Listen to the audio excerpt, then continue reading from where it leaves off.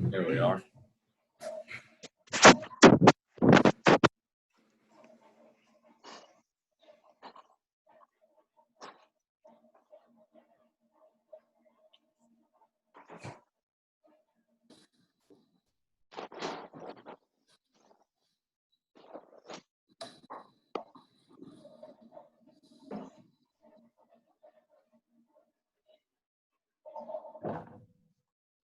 So, all right. So, first of all, I do want to thank everybody for taking a little bit of time and getting on this webinar. Honestly, I see quite a few people that I don't know, so that's good. It sounds like we've got some newer people that wanted to get on here and listen about what the CDN is and what we do. So with that, I am going to start off by giving just a little bit of introduction, short introduction, and kind of how the meeting's planning on going. So basically, with the CDN planning, with the COVID and everything that's going on, the steering committee for the Arkansas Mississippi Alluvial Valley Conservation Delivery Network, we've laid out a strategy for the CDN for the next coming couple months. So first of all, we decided to go ahead and host several abbreviated hour to roughly hour and a half virtual meetings, followed by what we hope are a couple in-person opportunities. We felt that it would be a good idea for current prospective members to benefit from a 1-hour webinar that was focused solely on the CDN itself. With that, we've asked Keith McKnight, who's the Lower Mississippi Valley Joint Venture Coordinator, to share a brief overview of what the CDN is and what it does. So we're going to have Keith's presentation here in a little bit, and we'll also allow for a Q&A section after that in order to let anybody that's new or anybody that has any questions kind of bring those to the forefront. And you've got several people on here that hopefully we will be able to answer those questions for you. After the CDN presentation and the Q&A for that, we're going to have a few testimonials by key organizations that are major players in the CDN, just kind of talking about how the CDN has affected their job, what they've got out of it, and how it's helped their organizations. Also, based on the 2019 CDN membership survey that we sent out last year, we've had a lot of areas of training, interest in training that was expressed by the membership, and some of those were seriously focused on bottomland hardwood management in the MAV. So in the months coming ahead, the steering committee has also planned to shift some of our focus from onto working ag lands through the turn row workshops in order to place some of those focuses on the desired forest conditions for wildlife. So to address the desired forest condition, the training that the membership has deemed important for us, we've got kind of a three-pronged approach that we're going to look at. So the first is going to be on September 24th. We were going to host another Zoom meeting that will focus on desired forest conditions, which will include a background and overview presentation. We're also going to have examples of practical application on the ground by several of our CDN members. We're also hoping that the Forest Stewards Guild will be able to host their tentatively planned infield DFCW workshop in October, and that's supposed to be somewhere in the Arkansas MAV. The CDN is planning to provide support and some participation for the workshop, depending on the COVID situation. And when we learn more about that, we will keep y'all informed through emails. The planning to theme of our February 2021 membership meeting is also going to dive deeper into the desired forest conditions for wildlife and forest management in the MAV. And the steering committee has a kind of a really good draft agenda outlined already, that's going to help, that we'll be fleshing out a little bit more later on in this fall. So a little housekeeping real quick for the webinar that we're on right now. Like I said earlier, in regards to the Q&A section, we're going to wait till Keith's presentation is over. We'll have a Q&A there. And Steve Rock is going to kind of take charge of the Q&A, kind of monitor the chat boxes and help facilitate that part. So I do ask that everybody, while Keith is giving his presentation and also later in the testimonials, if you'll go ahead and mute your microphone. Keith or Steve, that's in the bottom left corner of your screen. It should be. So yeah, if y'all haven't muted already, just go ahead and mute yourself, and you can unmute down there when you have questions for the Q&A section. And with that, we'll let Mr. Keith take over. Yeah, quick highlight on the point you made there, David. If y'all, that you're free to add any questions that you think about while Keith's presenting about the CDN that you want to ask, add in the chat box. But we'll also open the floor, in addition to the chat, open the floor to questions as well. So just be aware of that. All right, you ready for me to share screen and move on? Yes, sir. All right, let's see.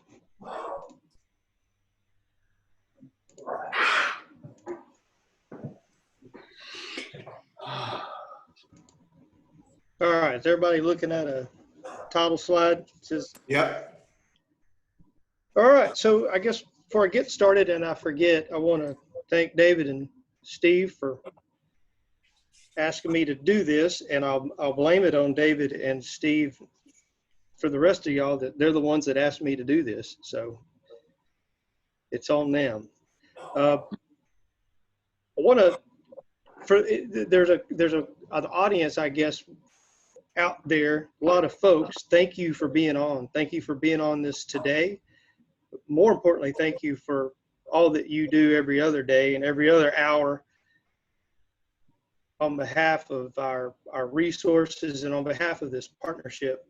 So what I hope that this presentation does is, for those of you who have been close to the joint venture, that this helps remind you or make some connections that you hadn't thought about. For those who are not familiar with the joint venture, give you enough context so that at least you understand where the CDN fits into the kind of the bigger scheme of the joint venture. So to do that, I want to do three general things. One, I'll give you a brief Lower Mississippi Valley joint venture context that is relevant to where CDNs came from in the first place.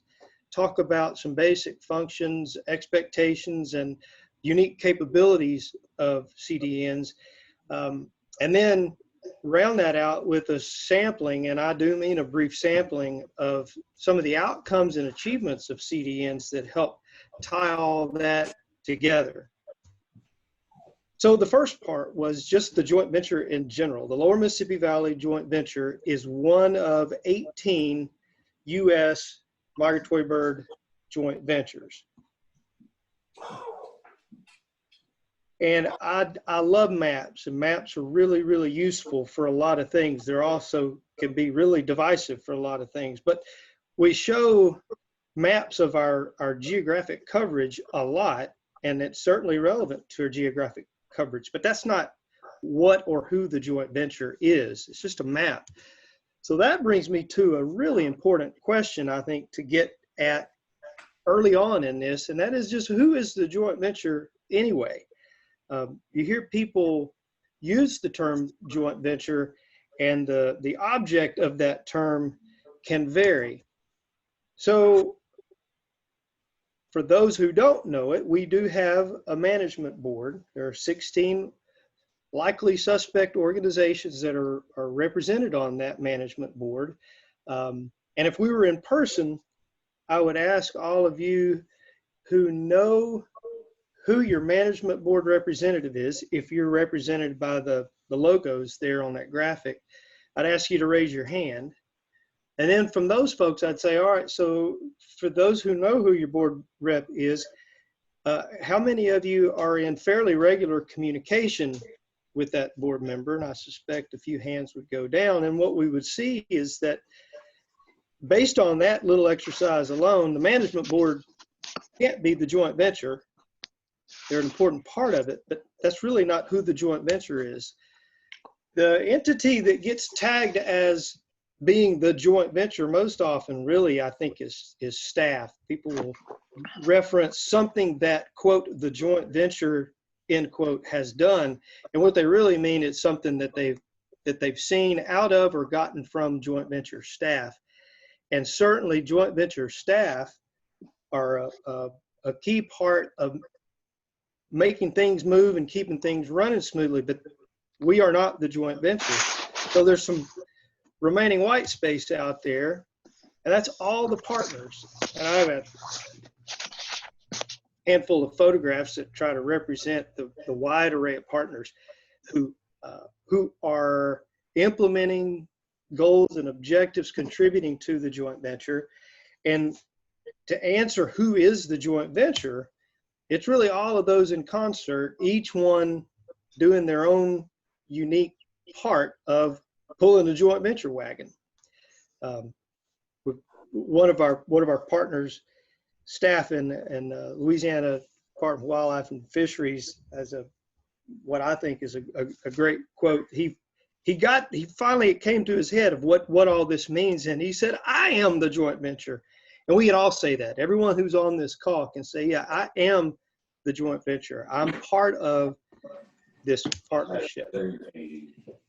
So I would then ask the question, so why would I worry about that? Why would I spend time going over this? Well, one is just for the basic understanding of how organizations are represented through a board, that there is a staff that all of you probably know Steve and others on staff, but really because it all comes back to the partnership. And if you boil down migratory bird joint ventures to the real essential essence, joint ventures potentially, if they're doing their job right, provide effective means of convening, supporting, and maximizing partnership.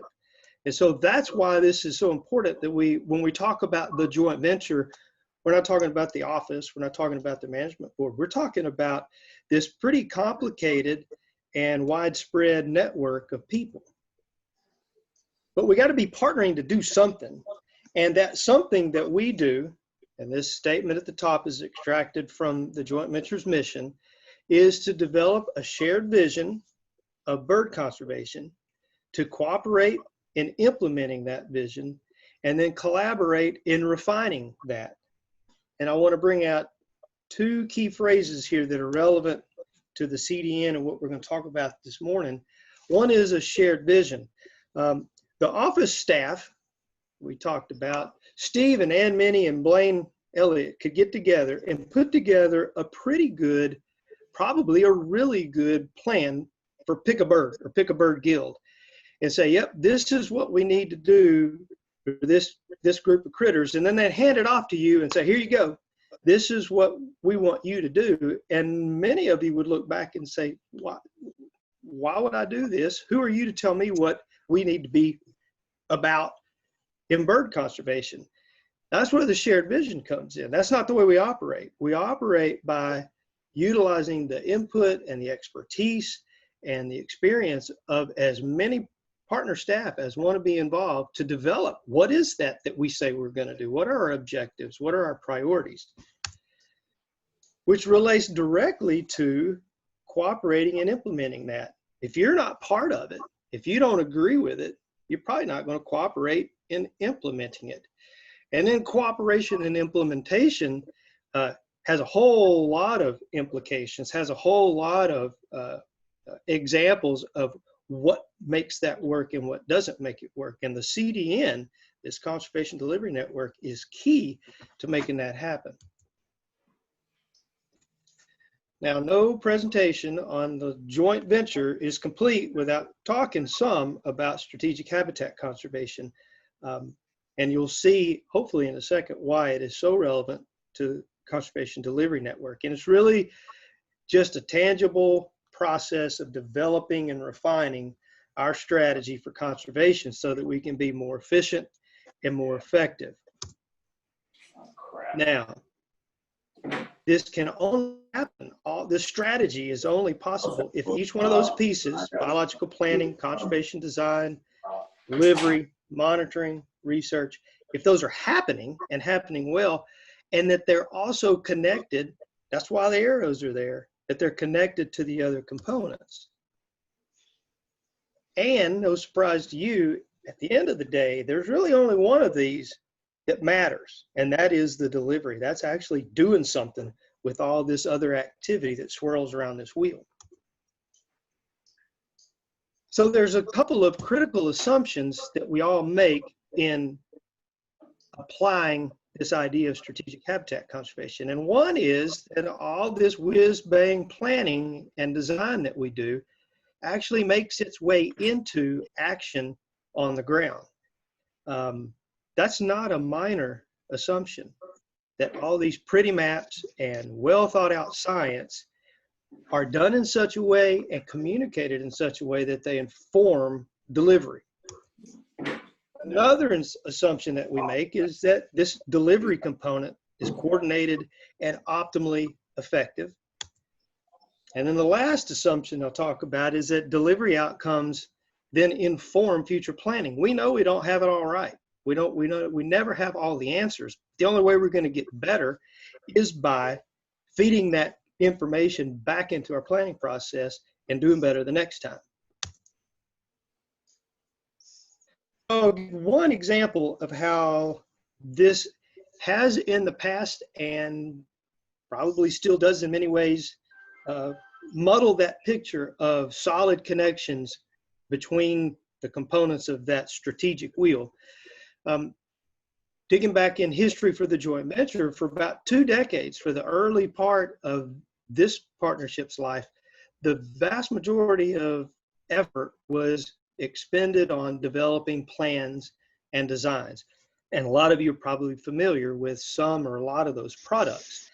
And the assumption was, it's so good, it's so cutting edge, it's so relevant to conservation that the people that need it are going to find it and use it. Well, in fact, there is a whole bunch of relevant plans and designs that could impact, that could inform what folks are doing on the ground. And what happens for a lot of folks, especially busy delivery staff who have lots of functions and lots of jobs, is not real sure what you want me to do with that whole stack of plans, some of which agree with one another, some of which don't appear to agree with one another. And so one of the things that would be useful would be to synthesize all that and make it more useful and put it in terms that folks who are actually doing something on the ground can deliver. So our board back 10, 12 years ago made the decision, came to the realization that some of these pieces were not functioning as well as they should. In this case, we're talking about transferring that information, that planning and design, out to folks that we would assume are doing something with it. And the remedy for that challenge was conservation delivery networks. So in the most general terms, a conservation delivery network, and a lot of you have seen this before, is really just a forum. These organizations who are responsible for conservation have the opportunity to coordinate on-the-ground delivery that, absent that coordination, might be independent of other similar efforts, and getting together to prioritize delivery actions that help us essentially get the most bang for our buck. And so the primary functions then that spring from that for CDNs are communicate, coordinate, and collaborate. And here, to include conservation organizations from within and beyond the current JV partnership, recall that graphic that I showed with the board organizations. If you're out there and your organization's logo was not on that graphic of who's represented on the board, CDNs offer a formal, tangible, plug in as much as you do or don't want opportunity to be part of what's really going on in the joint venture, whether or not you got a seat at the board or not. And then the second primary function is that communicating between the planning and the design and the delivery. And that works in a couple of ways. The two that stand out to me the most are those plans and designs have to be formulated and communicated in a way that's useful to the folks on the ground. And we have to get feedback from implementation of those plans to tell us where we need to make adjustments.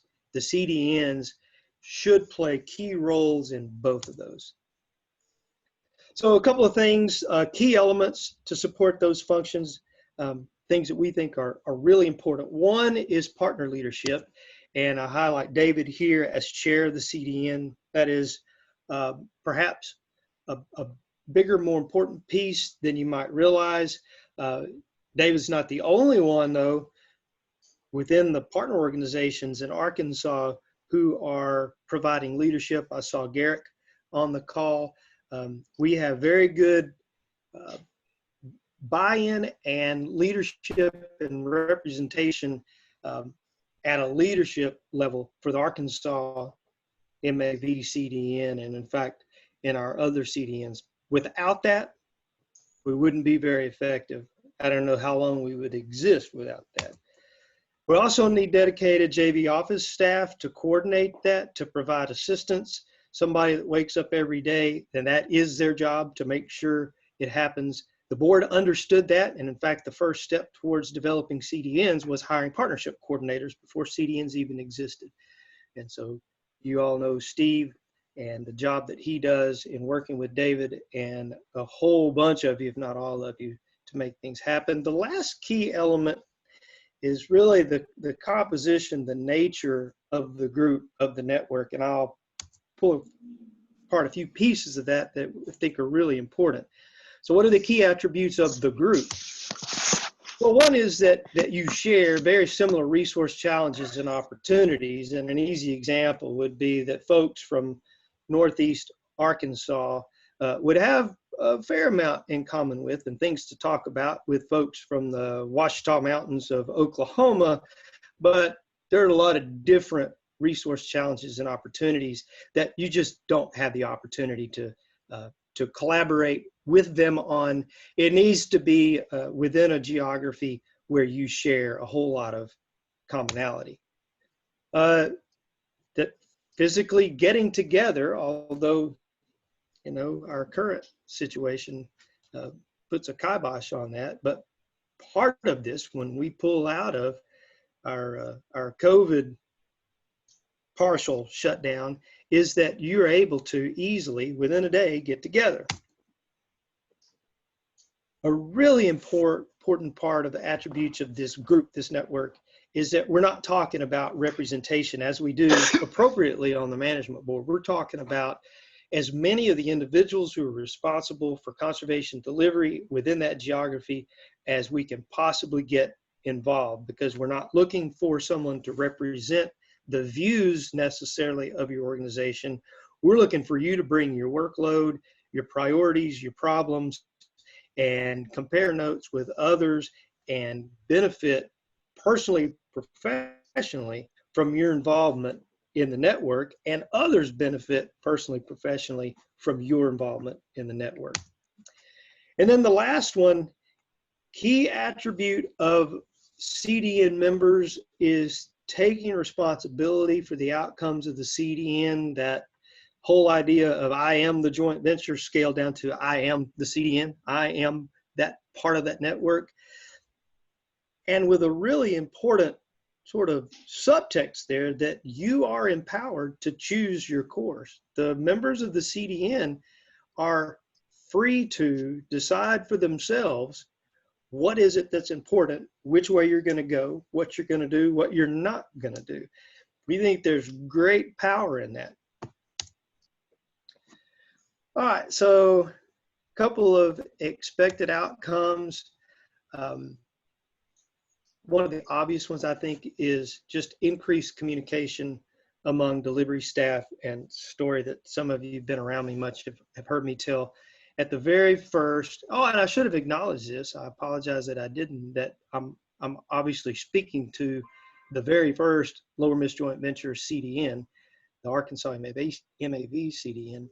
At that very first full meeting, you know, there's an agenda and there were subjects and there were things to do and discussions to have. But as we were sitting at lunch, and I was listening to folks on either side of me and across the table, start a conversation about native seed planting. And right before my eyes, it was just one network member discovered that somebody else had a seed drill that sits in the shed and hardly ever gets used, and not on the agenda, but a really important connection got made, that a resource that somebody needed that someone else had suddenly made the connection. And I can't help but believe those kinds of connections still go on. We never know about it. We don't put it in our report to the management board because we don't even realize those things are happening. Which then relates to capitalizing on otherwise lost opportunities for equipment, lost opportunities to share leverage or match on projects, lost opportunities to take part in things jointly where you're actually doing similar work, but had you not looked up, you wouldn't have realized it.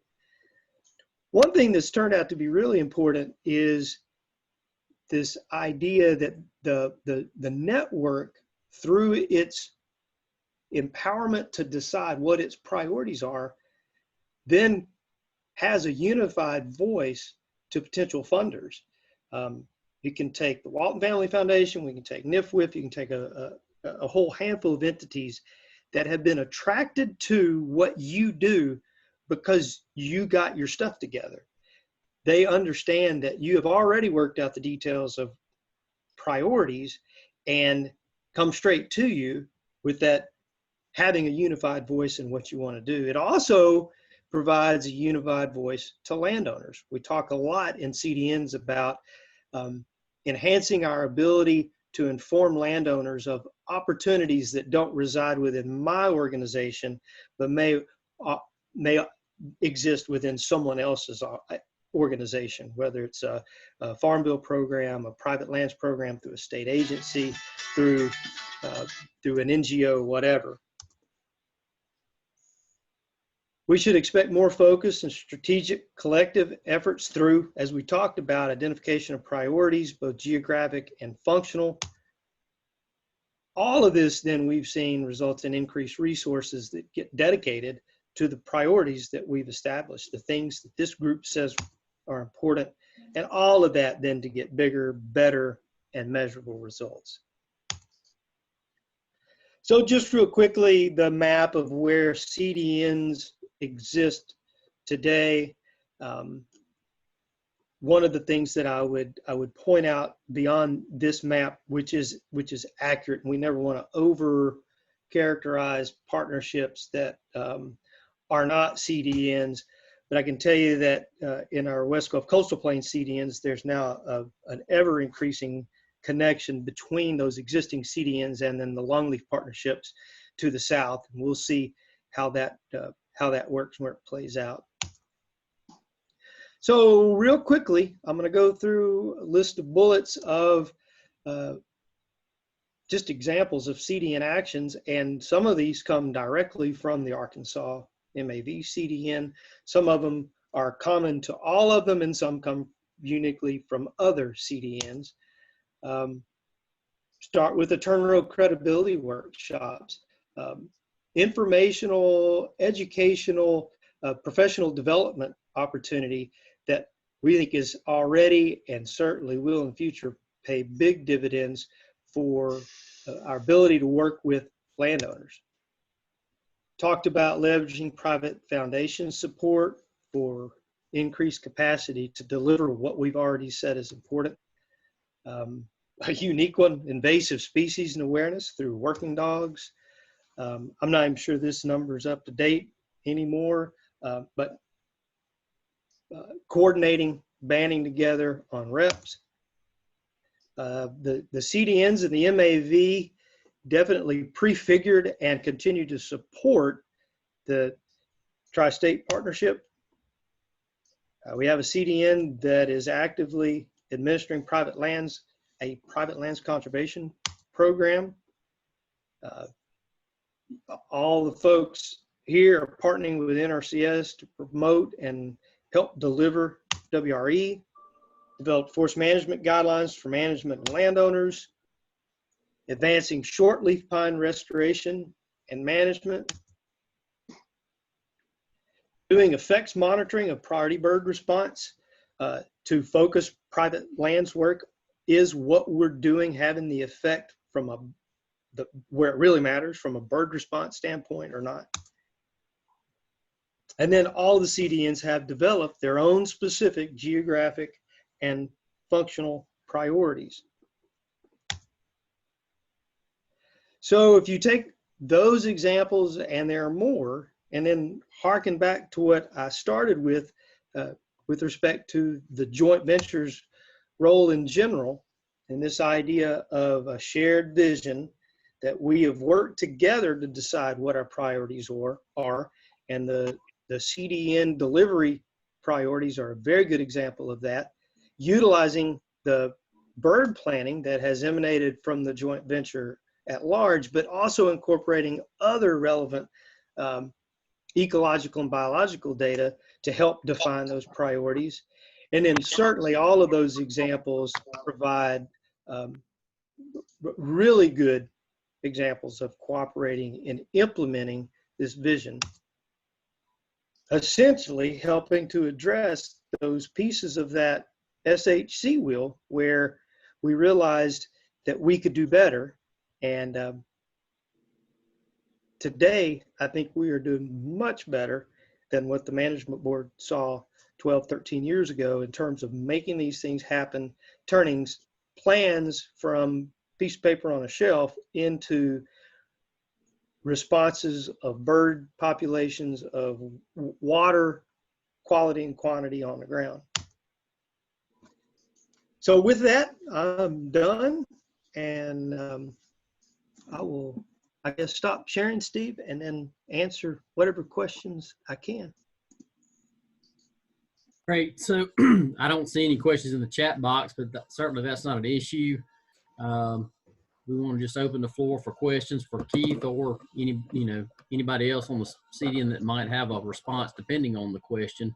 I guess I would encourage anybody that is wondering about anything, don't feel like there's any dumb questions, because I can assure you if you ask one, somebody else on this call is wondering something similar. So please feel free to ask any questions you have. And with that, I'll open up and say, let's roll. Who would like to ask the first one?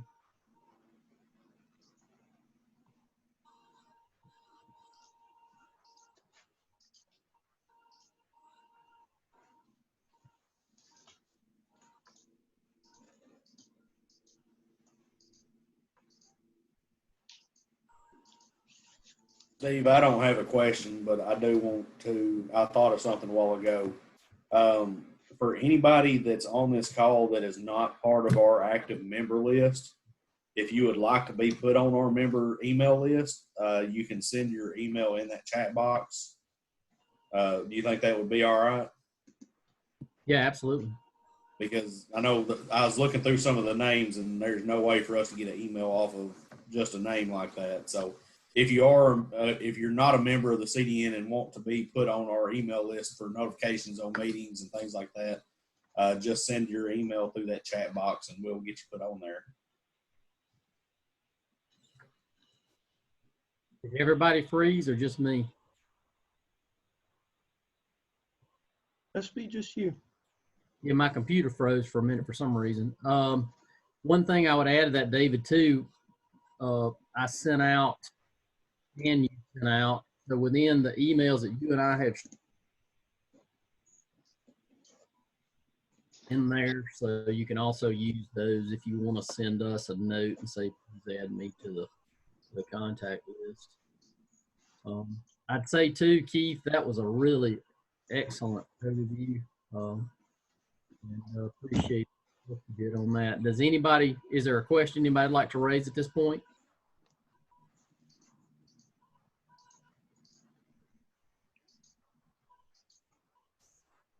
Well, I'd say, Keith, that's evidence of how well you covered the topic.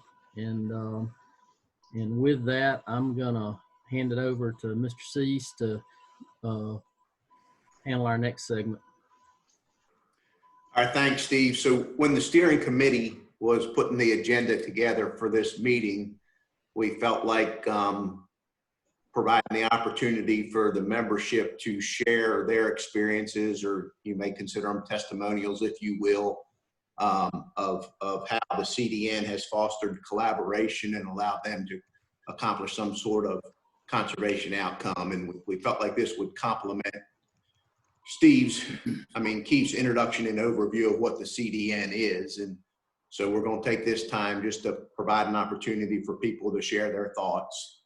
And I'll use a couple examples and kick it off. And I'm going to do one from kind of dated a little bit back to the earlier portion of the CDN, and then I'll follow up with one that's currently going on.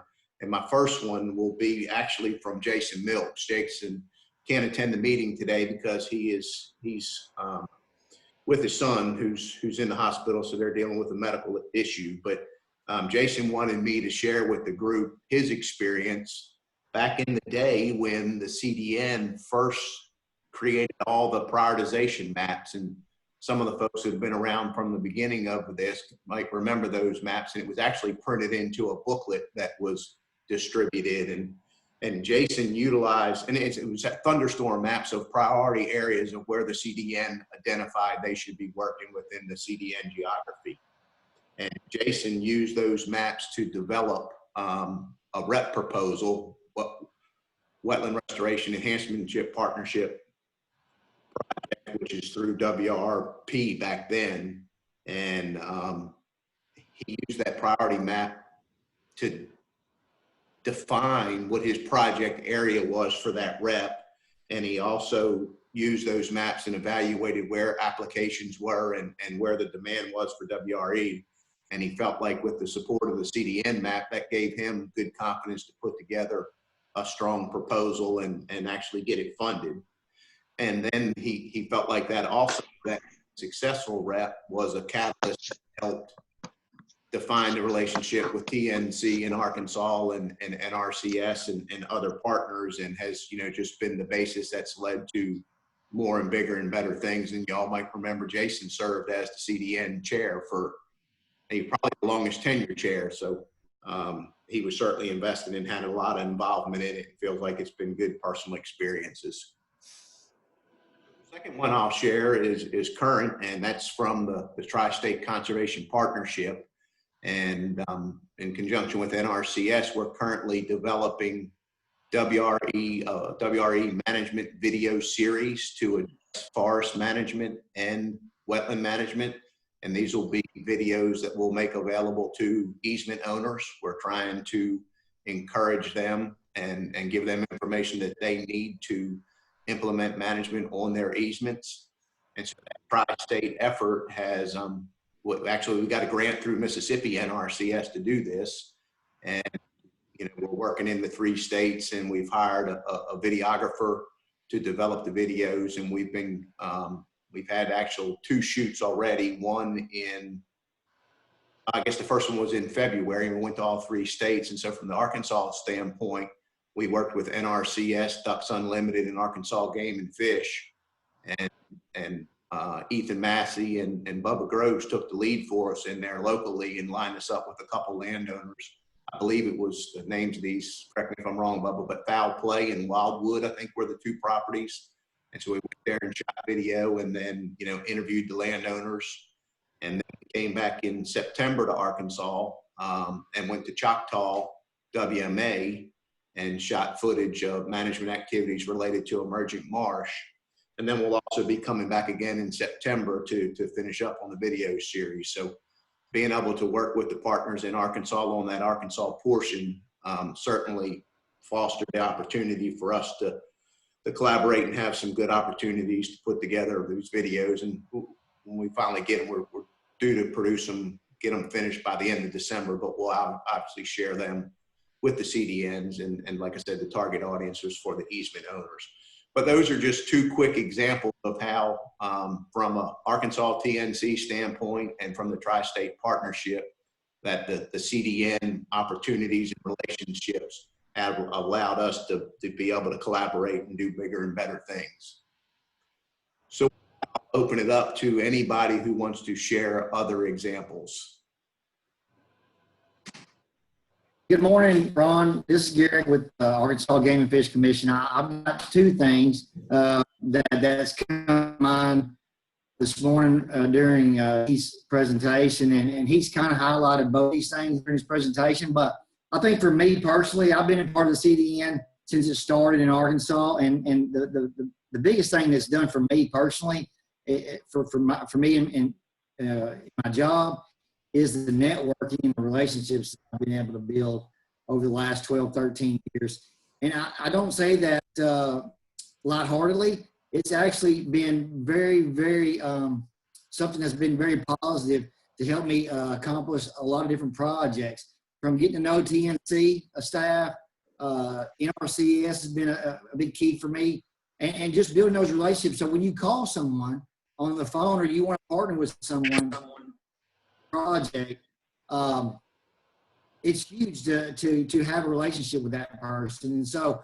I know some people may be talking about testimonies of Minneapolis, Jay Hitchcock, Jason Milk's not going to be here today, but all of those people I've been able to get to know over the last 12 or 13 years, meeting a couple times a year with CDN, and it's made a huge difference trying to deliver conservation in Arkansas for me personally.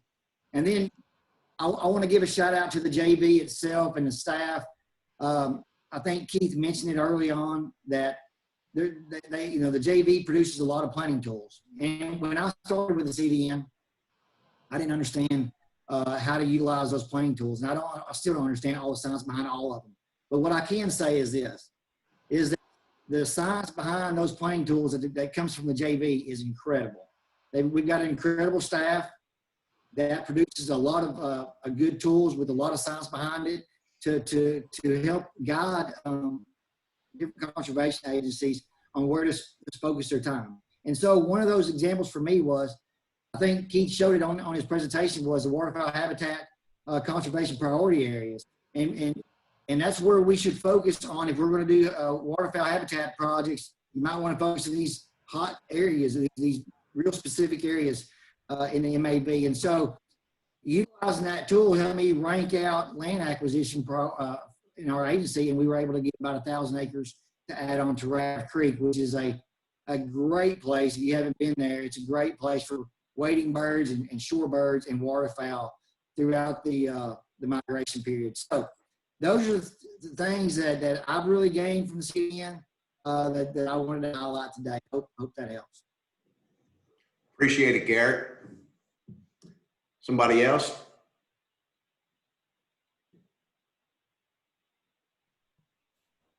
Hey, Ron, this is Bubba. I'd like to further a little bit of what you said on two things.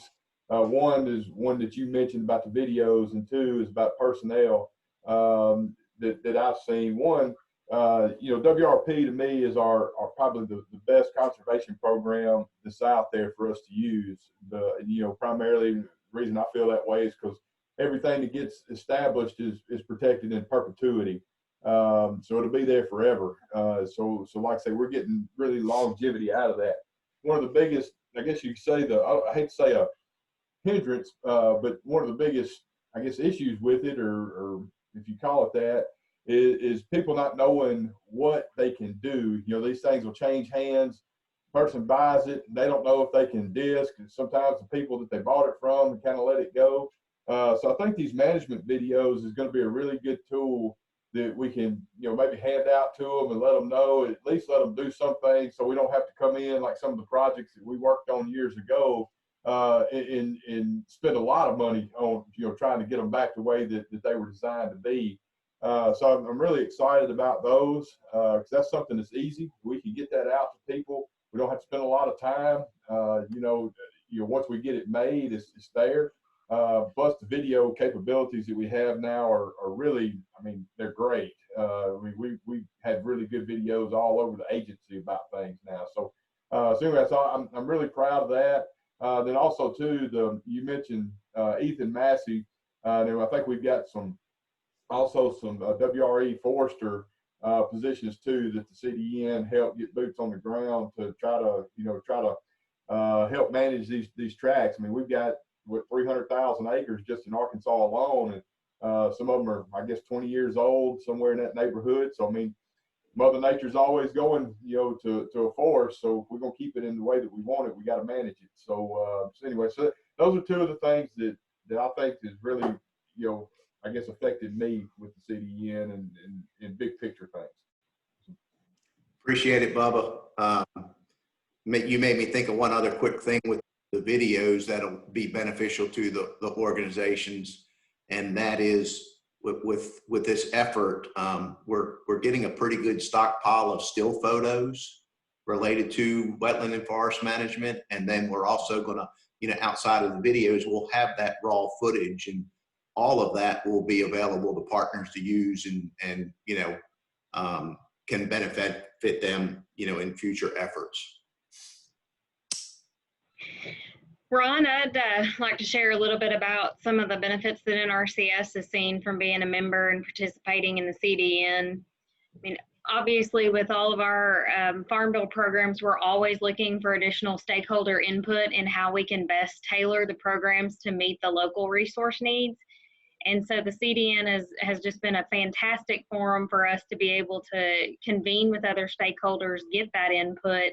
Naturally, the prioritization work and all of the mapping tools and things like that are tremendously valuable, and we integrate that information. Randy integrates a tremendous amount of that directly into WRE and how we select applications and trying to be very strategic there to align with the project goals. So that's a huge piece for us on the data side and the networking side. But I kind of, like Garrick said, the networking aspect to it is just tremendous. Being able to connect with the other conservation delivery folks that are working out in a similar area is tremendous for us. It's fantastic when we go to these meetings and we see the PLB there, the local forester there, and I'd like to begin to see even more conservation district and NRCS personnel there, because every meeting that I've ever been to has had tremendous technical presentations that really help expand your toolbox and understanding of the habitat issues and how we can influence them. And then on the working land side, it's been very exciting to see the CDN continue to look into how we can better partner with different organizations and really help service landowners on the working land side of things. So things like the Turn Row Credibility Workshop. I know we've had, I think, probably close to 50 NRCS employees that have attended at least one or more of those Turn Row Credibility Workshops. And that just really helps, again, get them connected with a local landowner, understand more of the lingo, understand more about the challenges, connect and meet those local PLBs and other service providers and build those relationships so that we can all service that same client in a more effective way.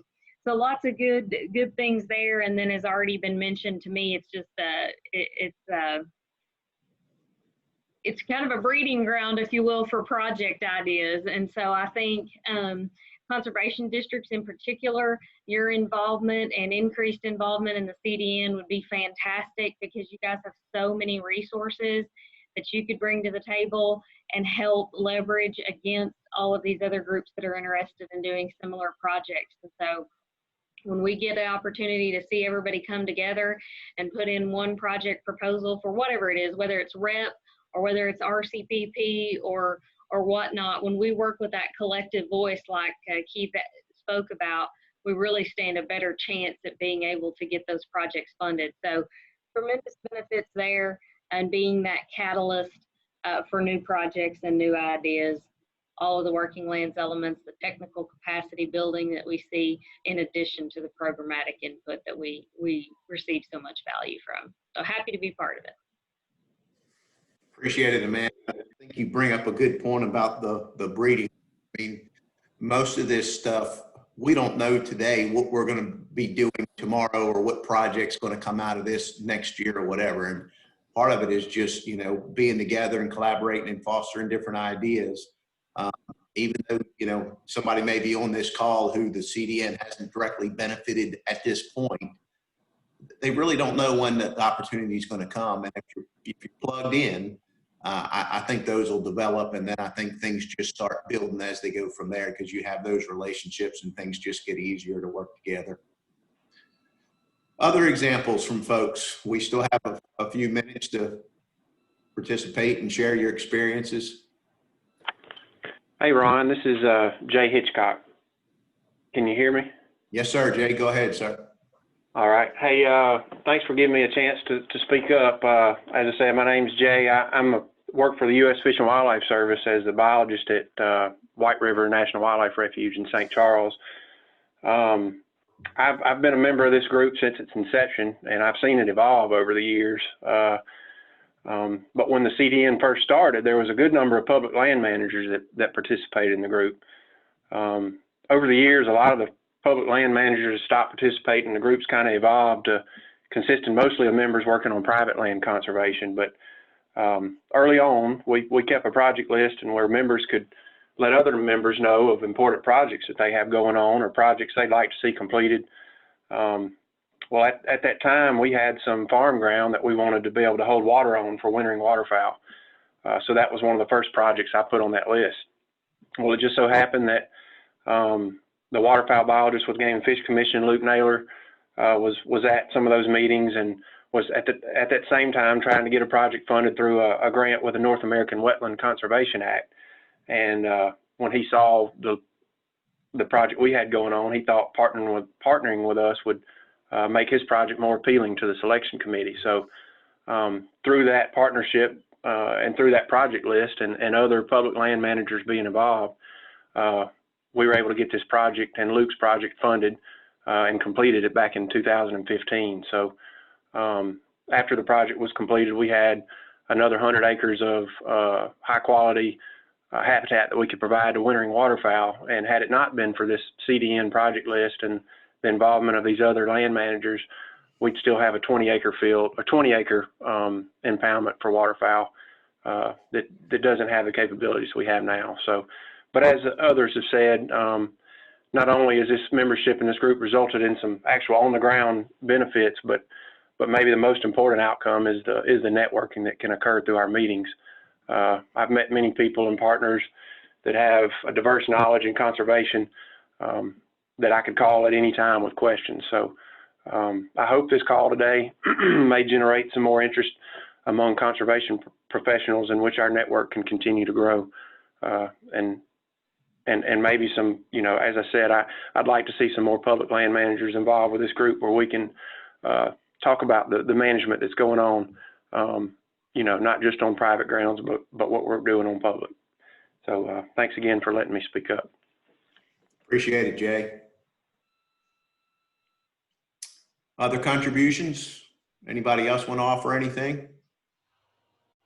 Hey, Ron, this is Daniel Greenfield, a private lands biologist with Arkansas Game and Fish. I was going to talk a minute about the terminal credibility workshops that we've done in the past. I know we've got some new people on here today, and we've probably got several people that were there. Just want to kind of go back and touch base on those and kind of talk about how that's helped me in my career as a private lands biologist. So back in October 10th of 2017, we had the first one in Stuttgart. We had about 55 attendees, a very diverse group. We had landowners, we had professionals from NRCS, Arkansas Game and Fish, and several different groups. It was a 2-day event. The first day we had some really good presentations. We talked about advanced agricultural terminology, a year in the life of a farmer. We had a farmer get up and speak about, typical year, what he does and problems he encounters and faces. The main thing with these workshops that we wanted to accomplish was to tie professionals with landowners and farmers, so that when we went out on a site visit and the farmer's talking about different things, we kind of knew what he or she was talking about. So we just didn't have, kind of a blank stare as they were going through, some of the problems they faced and new and changing events. So we kind of connect with them a little bit better to build a relationship, which is very important anytime you're working with a private landowner. Farmer, you have to build a relationship to be able to get a project started, that you have to earn their trust. So the more we can be prepared by knowing, kind of what they're going through, the terminology, the lingo, so to speak, the better prepared we'll be to be able to help them. So first day, presentations. The second day, we had field trips. We looked at some planned native warm season grasses, talked about native warm season grass management, whole farm conservation management, looked at some common farm implements that, a lot of times we don't get to see some of the newest and greatest things that's being used. Some farmers use more technologies than others. Some may be using drones. I mean, we've seen a lot of different equipment over the last couple of years. The second one we had in Lone Oak, August 13th and 14th of last year. One of the main emphasis on that workshop was the groundwater decline and the Arkansas water plan. We talked about pipe planner and some other tools that landowners and professionals can use to help with water conservation and irrigation projects and management. Also that one, we had about 54 attendees. I don't know if I said the first one we had, I think we had between 50 and 60. The second workshop, we had about the same, I think 54 or 55. Had landowners and professionals from different organizations, agencies. The second day of that one, we also had field tour. We looked at irrigation projects, some drone. We got to see a drone in action, how the farmer used the drone to fly over the farm and check on different things. Pretty interesting. We had some, it was some soil health information. Robbie, I can't think of his last name, forgive me. Will y'all help me out? But he does the cover crops every year, and we had a couple field stops on his property that we were looking at some soil health practices that he incorporated in his farm to help with his water management every year and to improve the soils, which in turn, increased his bottom line. And then to finish that off, we went to the Biomeda, talked about the Biomeda water management project, and actually went to the pumping station, got to tour that, and got some interesting information on how all that was constructed and set up, and how when it is active, it will, be able to supply a lot of water to a lot of different farmers. So that was pretty interesting. But I guess take-home message for me from this is anytime we can connect professionals and landowners together and help each other to build that relationship to make our job easier. And what these type of events, workshops do, they allow, because we've already touched on this, several of you have, the increased communication. I mean, when we're all doing our own thing in different areas of the state, it's sometimes hard to be able to do as much networking as you would need or want to do, but these workshops kind of give us that opportunity to increase that communication and networking with professionals and with landowners. So at the end of the day, it's just something that's really helped me learn more how to work with the farmer and landowners to help them out in many ways. So anybody have any questions on any of that?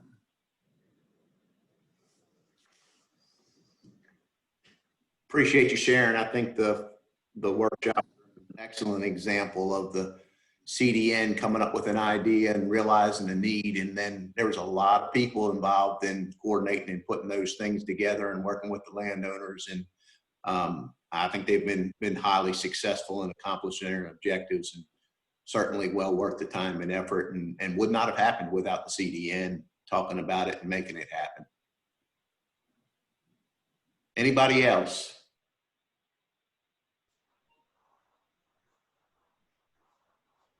Well, we'll wrap up this section then, and I appreciate everybody's who shared comments and everything. And I'll conclude it with just kind of saying on behalf of Steve Brock and myself in our opportunity to work with the Tri-State Conservation Partnership. You know, we're working directly with the Arkansas CDN and then the Louisiana, Mississippi CDN. And, you know, it's certainly those relationships and the opportunities to work with the partners have made our job a whole lot easier to accomplish what we've done through that Tri-State Partnership. And we appreciate everybody's opportunities, and we look forward to engaging with folks in the future and seeing what comes next.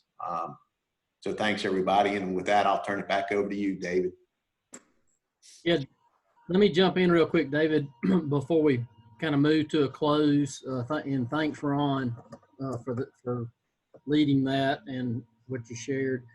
Something I thought about that really kind of sews up both the end of Keith's presentation and a lot of what we heard, that I want to make clear, because we've got a lot of folks on this call, I believe, that are non-traditional, brand new probably, or non-traditional CDN members, or haven't participated before. And that is, Keith really emphasized the fact that the joint venture objective and reason for creating the CDN was for us to move migratory bird objectives primarily, you know, to delivery and focus on those. But one thing I think is important to point out, if you're a first-time listener, is that we realized kind of early on when we started the CDN that, you know, it doesn't make a lot of sense to try to just spend all of your time and energy on the networking time we spend together, primarily through our meetings twice a year, on just bird related topics. So I want to kind of emphasize the point, and you can probably glean that from some of the examples that have been shared, but I want to emphasize the point that we kind of realize, look, all the organizations within the delivery network have missional priorities and things they're concerned about. And so we cover, kind of through the leadership of the steering committee, we cover a lot of topics at our meetings, because we've really found that the two of the really core components of the delivery network and why it's beneficial is as you've heard, the opportunity just to come together twice a year and network is hugely beneficial. The other is it's just a great forum for information exchange. And so the steering committee, again, kind of through communication with their individual organization and CDN participants, come up with core meeting themes generally that we focus on. And some examples, I kind of looked up some examples. We've done meetings focused on feral swine, on prairie restoration in Arkansas, the impact of hydrologic changes in the valley, both from the alterations that have been made to the Mississippi River and other primary rivers, White River Cache coming into it, and how that's affecting groundwater, along with the effect of agricultural hydrologic change. So we've had meetings focused on that. Invasive species. We've had meetings focused on invasive species, and Jay mentioned refuge and public lands. And so we've had meetings that have focused on that. I know we've talked about some of the policies, for example, related to genetically modified agriculture, and that's just a few, just to give you an example. So I wanted to kind of make the point that, look, when you come to these, this isn't just a bird centric, it's about the missional objectives of the partners involved in the network. And so we try to keep the focus on those, both public land and private land, as Jay emphasized. And we cover topics on both. We really strive to do that. The only other point I was going to make real quick was on the joint venture website, lmvjv.org. It's a real simple website address, but there is a lot of information about what we've talked about. Particularly, there's a delivery tab on that website that drops down, has information on the Tri-State Conservation Partnership, has information on specific delivery networks. You can access a lot of documents that have been mentioned on this call and other ones related to planning and delivery. So just a FYI on that. And with that, I'll hand it back over to you, David. Thank you, Steve. I want to go ahead and say thank you for everybody getting on here. I've just got a couple other things that we want to run over. make sure I wasn't muted there. So one of the last things I want to talk about is the vice chair position for the CDN. With Ethan Massey leaving us earlier this year to pursue other opportunities on the East Coast, we have a vacant position for the vice chair. We do want to ask the entire membership if they have any nominations. You can email those nominations to Steve and I, and we will consider those. We ask that you send those nominations by August 14th, so next Friday. And once we get the list of nominations, the steering committee will have the deciding factor on who is going to be the vice chair. So the steering committee will all discuss that probably through email, or we'll do a webinar and elect a new chair, and then we'll be able to inform y'all at a later meeting who that vice chair is going to be. Another position that we're looking to fill is the chairman position for the working ag lands, the Delta working ag lands, which is the I guess the subset of the CDN who is working on the turn row workshops that we've discussed today.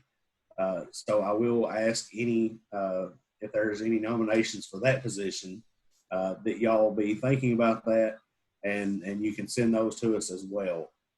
There's several of us on this call that are on the committee for that Delta Ag working group. And like I said, you know, like Daniel said, and Ron and basically everybody on here has harped about the turn row workshops and what a success that they have been. And I will be the first one to say, as the former chair of that position, it is very, very rewarding to see how well those workshops have done for the professionals here in Arkansas. So with that, if there are no other comments or questions, I see there's one thing in the chat box, Steve. Okay. Thanks, Ron. But if there are no other questions or concerns, that is going to be the end of our webinar today. I do want to thank everybody again for getting on and taking the time to listen. And like I said, if it's something that you're interested in being part of, by all means, please send your email to either Steve or I, and we'll make sure that you get put on that email list. Yeah, and much thanks to Keith. That was a fantastic presentation, Keith, and just really appreciate you making the time to put it together and share it with us. Glad to do it. Thank you. Thank all of you. All right, I guess that's Thanks, right. everybody. That's it. Thank y'all. Bye. Thank you. See y'all later.